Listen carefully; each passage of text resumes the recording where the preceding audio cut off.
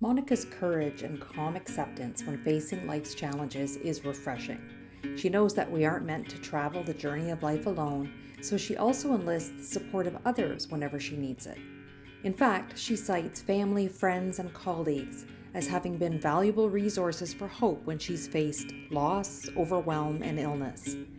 During a particularly dark time, Monika set out an intention to bring joy into the lives of others, and she continues to keep this promise even during these uncertain pandemic times. This is the Resilient and Resource Podcast, and I'm your host, Annette Adams. Please join me for this uplifting conversation with Monika. I'm so excited that on this episode of the podcast that I'm getting to have a conversation with my friend Monika. Thank you so much for being here today, Monika.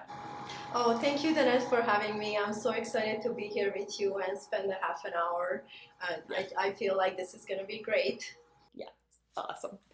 Okay, so the reason I started this podcast is because I love hearing people's stories about resilience. So this could be resilience of experiences they've had in their life or the way they were raised. And I would love to start this conversation with that, hearing about what is your idea of resilience and how have you experienced it through your life?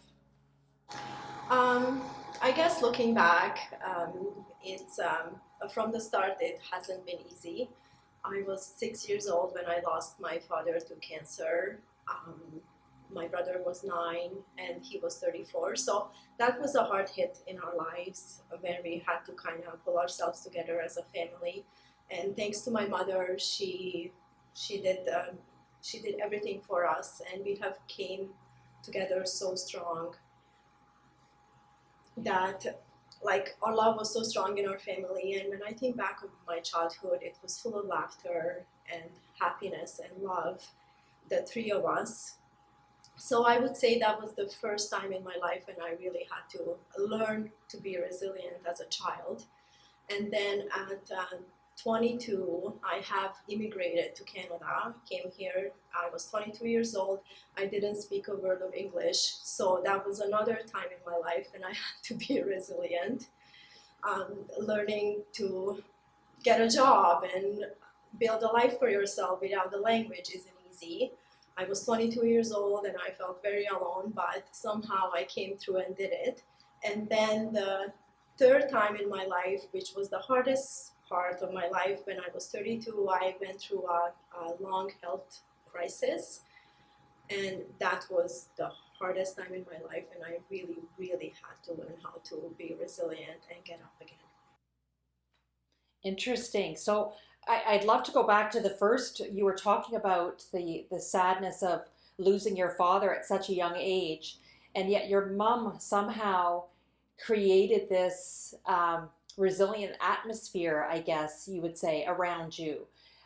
You said that your life was full of laughter, and I just think that is so incredible that your mom passed on something that you could see something positive in the midst of so much sadness, or that you could find joy in life again.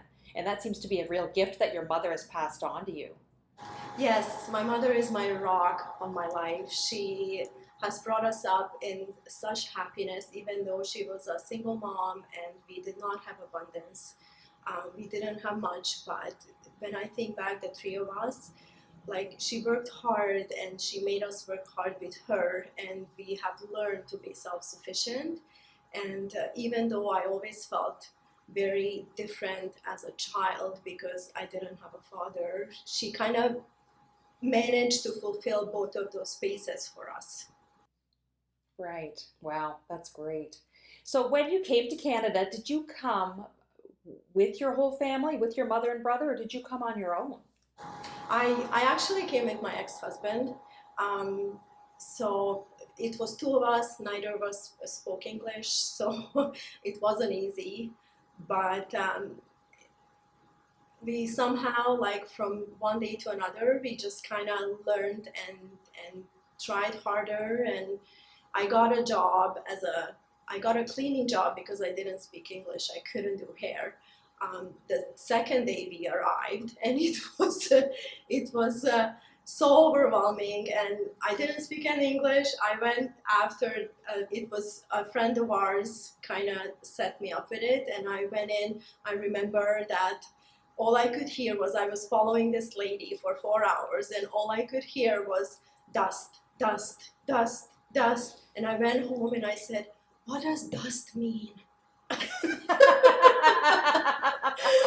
And they explained what dust meant, and I'm like, okay, I got this, I can do dust. I might not be able to do a lot of things right now, but I can do dust. So I have worked at night for 9 months, and I was learning English during the day. And then 9 months later, I have gotten my exam as a hairstylist, and I got my license. So I was able to apply for the first job as a hairstylist, and I still didn't feel confident about my language. So I remember George, my first boss, like I said, if you just let me wash hair, I just want to apply and just learn English and wash hair. And he said, oh, no, don't worry about English. People just want a good haircut. As long as you can cut hair nice, they will be happy and love you. And I started working, and I got in, and 10 minutes later, like, I remember I did like 9 haircuts the first day, and I knew how to cut hair, but I had no idea what they were really telling me. But that was like my first step to success, I would say. Yeah, interesting. So I would love to go now to your story about your health concern, because that would have to have been a real challenge. Now, you would have been in Canada then for a while when that situation rose. Tell me a little bit about that and what sort of resources you needed to get through that. Well, I was at that time when that happened, I was 32. I remember it was like Friday morning, and I just got up, and I had Clique at that point for, I'm gonna say 7 years, my hair salon. So I just got up in the morning and I went down to work, and by 1 o'clock, I couldn't really comprehend what people were telling me. I felt like I was in a bubble, and it just started getting worse and worse and worse. And by 5 p.m., I couldn't walk. So November 9th, 2009 was the day when my life has taken a 360.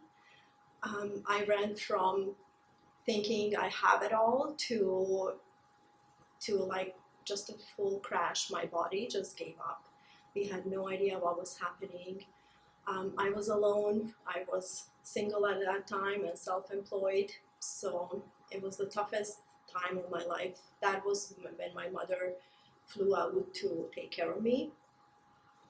So from one day to another, I went from being confident to, oh my God, maybe this is it for me. Wow, that must have been like an incredibly challenging. So great that your mother could come and stay with you, like just having that supportive family near you during such a difficult time. So what sort of changes did you need to make then in your life that the illness? So it was about 3 months that it was my brain. So it was about 3 months I have lost my full balance. I have lost my vision. I couldn't really control my body. I was very weak, so I just laid in bed. And while I was kind of waiting for my verdict from the doctors, they didn't know what was happening, why it happened. They knew it was like an acute incident. So while I had a lot of time to think, and I was thinking, I started learning about chemicals in our industry, how harmful they are. Ammonia is a gas that we inhale every 30 minutes as hairstylists. And I kind of started learning as I had strength to do so. And I just lay there. My mom was there. She gave me the support, but I couldn't work. So I was very nervous about not paying my bills. I was self-employed. We don't have employment insurance, right? So I started learning, and then I have my dear friend Lisbeth that teaches yoga. She used to teach yoga at Mobadi, and she said to me, I want you to come to my yoga class. And I said, how? I'm not able to walk. I don't have balance to stand. How do you want me to do yoga? And she said, no, just come to my yoga class and lay there. I don't want you to do anything. Just come to my class and lay there. And she taught 6 a.m. classes, and I just went to every 6 a.m. class and I just laid there. And I just felt so much positivity, and I'm like, okay, I need to grab this thing called life, and I need to fight. I want to put up my own fight. So I laid in yoga classes and I started learning about ingredients, and my hair salon at the time, overnight I just switched everything over. I donated all the colors I had that were ammoniated and got in a new line and learned about the new line, and my clients were so supportive to me that I started doing one client by one client by one client, and I was able to do one client, and then I needed 2 hours of sleep, and then I would do another client, and I went to yoga, and slowly it took about a year and a half, but I have gotten my life back. I have gotten better, and I think partially it's because I wasn't inhaling all the toxins, but partially just because I had so much support around me, and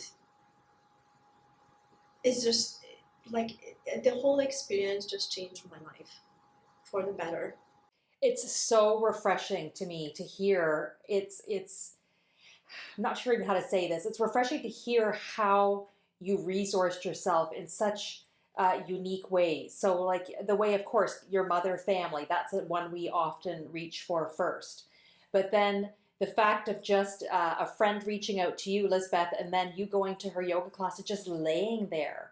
It's not like you were trying to, you know, do every posture in yoga, like just to go there and take in, like you said, her positivity is such a valuable resource. It's like you took the tiniest possible step forward.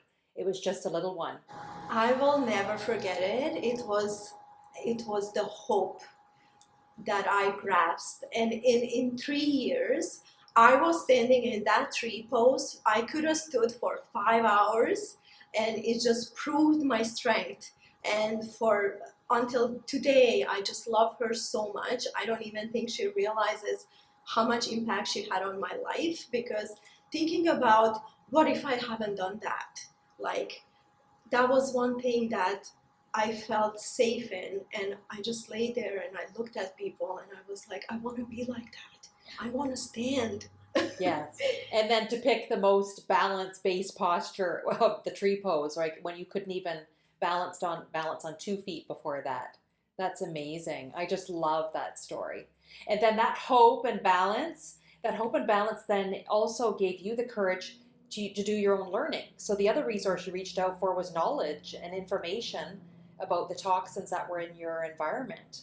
Like putting all of those together, like it just is so wise of you to surround yourself.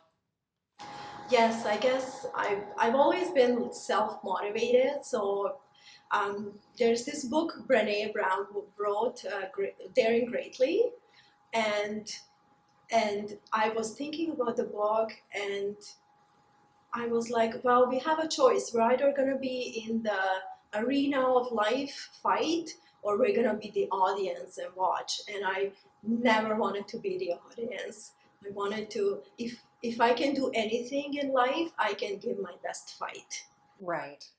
And maybe that leads me into the next question I want to ask you about your favorite things about yourself. Like what's something you love about yourself, a key strength that have supported you to get through these challenging times in your life? I always felt like I have grit. I love that about myself, and I feel like I'm done and I cannot go any longer. I can reach for another 20 miles somehow.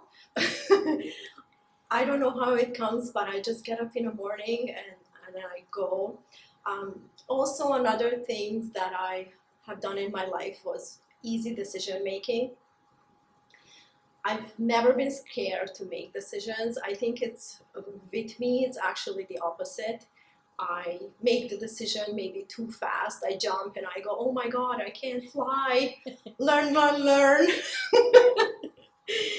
That was one thing. So most of the times it has worked well for me. Sometimes it hasn't, but that's okay. I always go, okay, this is what it means being in the arena. You can always win. And then I always feel that I'm kind to people. I love people. I want to be around people. I love when I smile and people smile back at me. And I guess I've always been self-motivated. I've always been a self-learner. I love books. There is a book for everything we ever have a question for, whether that be cooking or learning a new skill or just self-improvement, or there's a book for everything. I always look like people spend, 20 years of research for them to share their knowledge. For us, just to pay $16, it is just such a gift in our life to do that and learn from them. I agree with you. I feel like I have read so many books and they have impacted me greatly on, say like Brene Brown's books and tons of other people. I just love getting information. And sometimes I don't take everything in the book, but I'll go, oh, that really connects with me, and I'll take that, or that really connects with me. So yeah, I agree. Yes. As long as we take like one thing out of each book we read, it really builds us to be better people. Yeah, I agree. So you as a small business owner during this pandemic have faced a lot of challenges that have required your resilience. And one thing I really love about you is that you're optimistic without being toxically positive, right? So you're optimistic, so you see the disappointment, you express your disappointment about what's going on, but you're still optimistic. Like you still, but without being overly optimistic. You just, we'll do the best we can and move forward. And I guess my question for you is, what advice would you have for people who are really struggling during this pandemic, whether it's a business or a personal, that they're really struggling to make it through? How can they stay the way as positive as you are without being overly optimistic? I guess my advice would be, when we are going through difficult times, we don't understand is sometimes when the change happens. With the pandemic and the lockdowns, we have a lot of time to think. And I do think that it's our choice to think which way we want to take things. We can either take this time that we have and learn new things, like we are doing with my team right now. They're so incredible. We're keeping in touch and we're doing a ton of education. So every time I would feel I'm down and I really don't want to do this, I go, well, you really don't have a choice. So why don't you just make the best of it? So I set up these education moments with my team and we reconnect on Google Meets and we laugh, and we know that we're learning skills that we can utilize and be better for it when we get back. So maybe that's one positive in the pandemic. I guess for me, it's more just after going through health crisis, nothing is as bad. So I think I would put it as simple as that. I'm healthy and I have choices and I'm not helpless. So I think that's all I need to live my best life and to love my life, I guess. That's so powerful. It's the, the attitude of gratitude that you have, that you've been through something that was really, really challenging and that you can make it through this by looking at what is going well. And I love how you stay connected with your team. I know every time I come to the salon, you and your team are just so great together. You can tell that you really have each other's back and support each other. So again, another resource in your life. It's awesome. Oh my God, my team is fulfills me. I get up in the morning and I'm like, oh my God, I get into my own business and we laugh all day. They're so incredible, and they do all the extra miles that they shouldn't do for me, and I care about them so much. I just really, really, really love it all. That's awesome. I'm surrounded by incredible people, that's for sure. Yeah. And I think you do that because you're an incredible support for people as well. I know whenever I come in there, I always feel that you're 100% supportive of me as well. So I think you're putting out support and you're getting it back, and I think that's really awesome. Thank you, Danette. I guess that Yeah. was the one promise I made to myself when I lay there and think without being able to move, is that I used to think if I just get a second chance, I just want to live every day of my life with a smile on my face. And I want to put smile on other people's faces. And therefore, I am living my dream right now. You're doing an incredible job, and I am so, so grateful that you came on the show today and that you shared your story and such wise observations about what we can be grateful for and all the different areas of resources that we have if we could just look out, see it, and then reach for those resources, along with our own personal grit and determination, which you clearly have in spades as well. Yes, I agree. The bottom line is we are really responsible for ourselves and our own happiness. No one can make us happy if we don't do it ourselves. Thank you so much, Monika. I cannot wait till some of these lockdowns are lifted again so we could be together and you can touch up my hair, which needs a little bit of support right now. So thank you so much, and I look forward to seeing you again soon. Thank you, Danette. I look forward to seeing you too. Thank you. Okay, take care.